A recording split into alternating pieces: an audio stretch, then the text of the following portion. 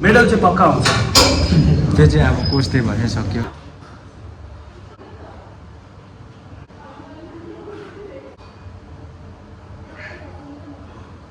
नमस्ते सबैजनालाई, welcome back to my channel. अन्त मैले अस्ति भिडियो हालेको थिएँ जुन चाहिँ I am taking part in body building competition भन्ने है।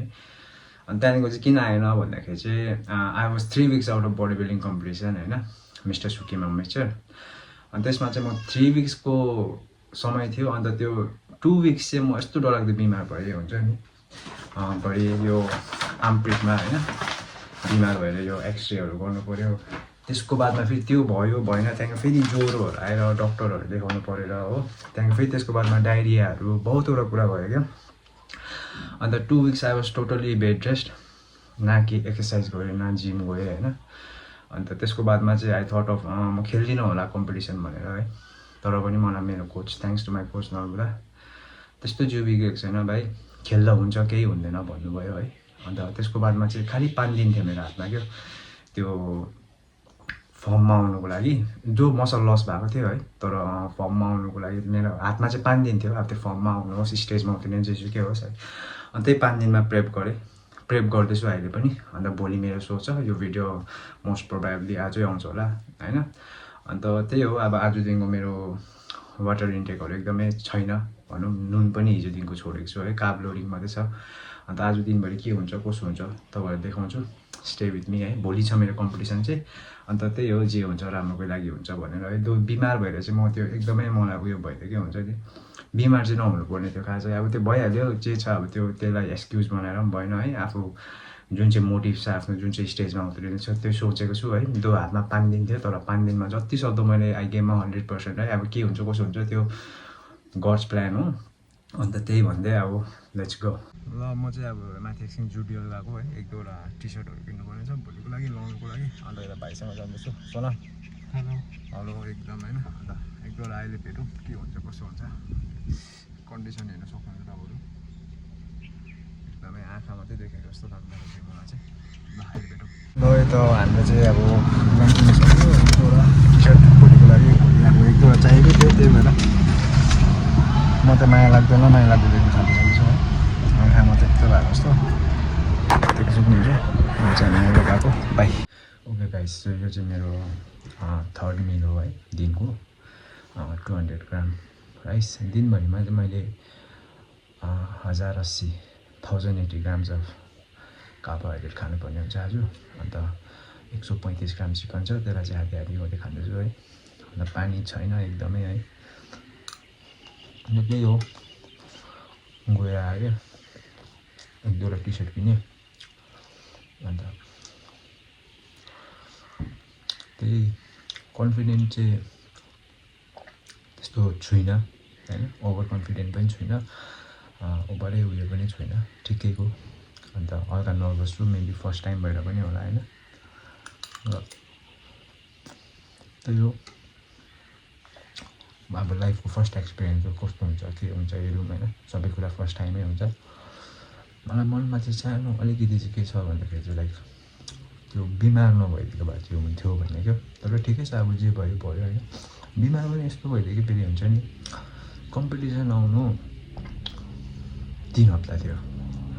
1 हप्ता बिमार भए पनि 2 हप्तामा कभर हुन सक्थ्यो होइन। 2 हप्ता बिमार भइदियो। अब फर्स्टमा यो आर्मपिटमा गएँ, डक्टरकोमा गएँ, एक्सरेहरू गऱ्यो, सबै ठिकै छ भन्यो होइन, दबाईहरू खाएँ। त्यसको 2 दिन बाद फेरि ज्वरो, रातभरि काम ज्वरो आउने।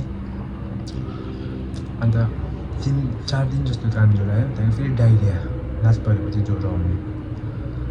अन्त फेरि त्यो जाति भयो, मुखभरि घाउ के भयो होइन। तर पनि ठिकै छ, अब त्यस्तो च्यालेन्जेसहरूलाई अगाडि लिएर नै अघि बढ्नुपर्ने हुन्छ। यताउता गरेर 2 हप्ता चाहिँ कम्प्लिट बेड रेस्ट, एउटा एक्सर्साइज छैन केही छैन। मैले खेल्दिनँ भनेर सोचेको थिएँ होइन, जे पाएँ त्यही खाएँ। अब खानु मन परेको कुराहरू त्यत्रो महिना मैले यो प्रेप गरेको तपाईँको 4 महिना भयो। डिसेम्बर, जनवरी, फेब्रुअरी, मार्च 4 महिना डाइटमा बसेको, 4 महिना हार्डवर्क सेक्रिफाइस होइन।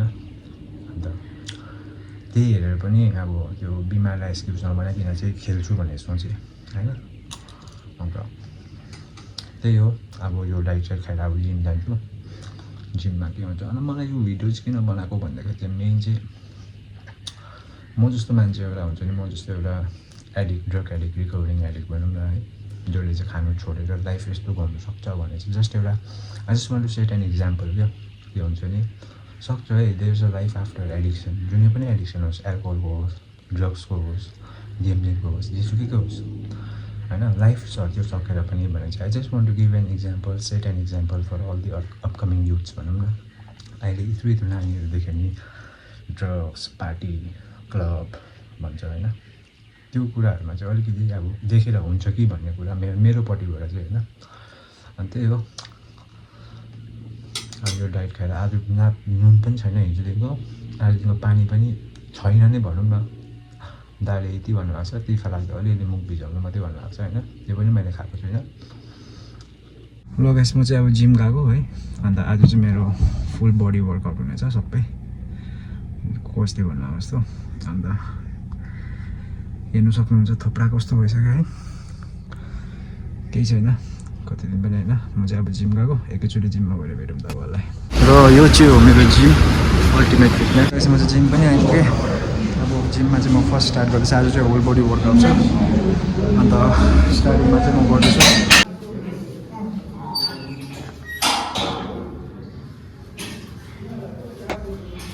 पानी बारेर मलाई एक त होइन मुख क्याप भइदिनु त साह्रो पऱ्यो जस्तो हुँदैछ। थोप्राको कन्डिसन हेर्नुहोस्, पानी बारेर पनि साह्रो परिदिनु रहेछ, तर केही छैन, डरके आएको चिज चाहिँ। अब चाहिँ वर्कआउट पनि सक्यो हो, अब चाहिँ कोचिङ प्र्याक्टिस गर्छु, के हुन्छ कसो हुन्छ तपाईँहरूलाई देखाउँछु।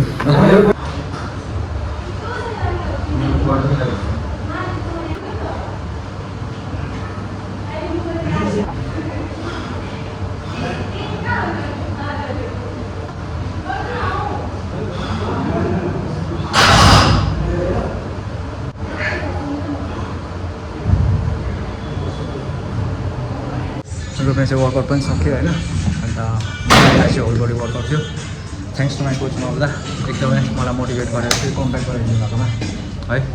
अब त्यो पिक त हिट गर्न सकेन त्यो प्राइममा त, तर पनि जे छ नो एक्सक्युजेस, मैले मनमा चाहिँ दिइरहेको छु त, एक्सक्युजेस बनाउँदिनँ, जे छ त्यहीमै खुसी हुने हो होइन। तिम्रो जुन चाहिँ अब त्यो स्ट्रगल छ, जुन चाहिँ अब तिमीले त्यो गरेको थियो त्यो हामीले देखिरहेको छ, त्यो हार्डवर्क पेसेन्स हुन्छ, त्यो अब तिम्रो भोलि त्यो खास दिनु होइन। यता जे गरे नि अब मान्छेले त्यो एउटा यो तिमी आफूले आफूलाई पुस गऱ्यो होइन, बियोन्ड द लिमिट पुस गऱ्यो, बिमार भयो, त्यो पनि पिक टाइममा बिमार भयो, 2 विक्स बाद बिमार भयो, फेरि जिम आएर पनि तिमी कन्टेस्टको लागि मेन्टली प्रिपेयर हुनु भनेको इट्स अ बिग थिङ। तिमी you are already a winner होइन।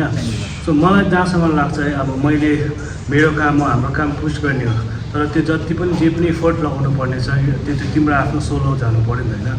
तिमीले त्यो सब कुरा गऱ्यो, अब भोलि स्टेजले चाहिँ जस्ट अब तिमीलाई जस्ट स्टेजको मात्रै त्यो फिल गराउनु थियो होइन। अनि आइएम प्रिटी मच स्योर कि तिमीले भोलि चाहिँ मेडल पक्का ल्याउँछौ चाहिँ, मैले चाहिँ मेरोबाट चाहिँ म 90% म तिमीलाई भन्दैछु तिमीले ल्याउँछ, किन तिम्रो हार्डवर्क सबैले देखिरहेको छ होइन। जे गरे पनि जति गरे पनि एट द एन्ड जे भन्छ राम्रैको लागि हुन्छ। दो अब हामीले भनेको जस्तो भएन, स्टिल अब कतिवटा कुरामा कमी हालेर गयो, मेन कुरा तिमी बिमार भयो, धेरै मसल लस भयो, तर केही छैन, इट्स जस्ट अ बिगिनिङ होइन। अझै धेरै छ आएको होइन, अब नेक्स्ट फेरि यसरी गर्दै गरौँ होइन।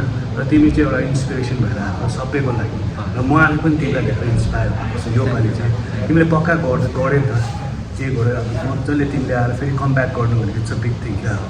म त्यति भन्छु नि, all the very best for tomorrow क्या, तिमीले ल्याउँछ पक्का।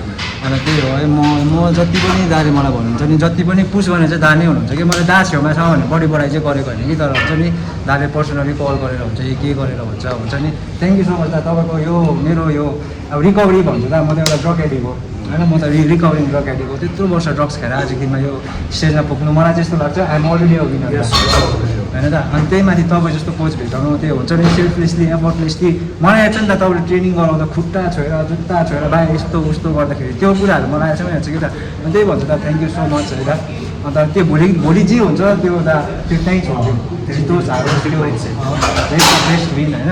तर आइएम अलरेडी अ विनर मेरो लागि चाहिँ। अन्त दाले भन्नुभएको जस्तो अनि त्यही भन्छु दा, थ्याङ्क यू सो मच हुन्छ मलाई यस्तो इन्सपायर गराउनु।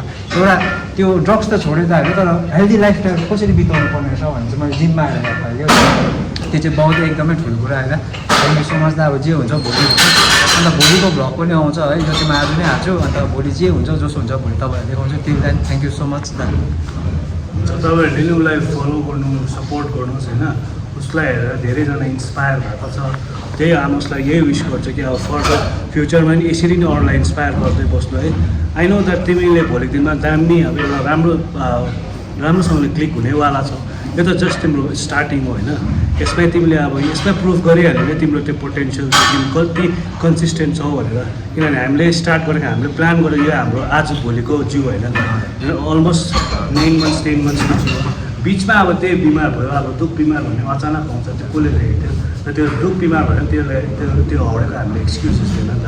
लास्टमा एट द एन्ड हामीले जे सोचेको थियो त्यसको लागि भोलि हामी 100% रेडी छौँ। भोलि अब तपाईँहरूले मेडल चाहिँ पक्का हुन्छ। त्यो चाहिँ अब कोच त्यही भएर सक्यो। थ्याङ्क यू सो मच है। अब घरमा गएर भेट्छु तपाईँहरूलाई। ओके गाइस, म चाहिँ जिमबाट पनि आइसकेँ होइन। जिमबाट आएर फेरि अब काब लोडी नै हो, 100 ग्राम राइस।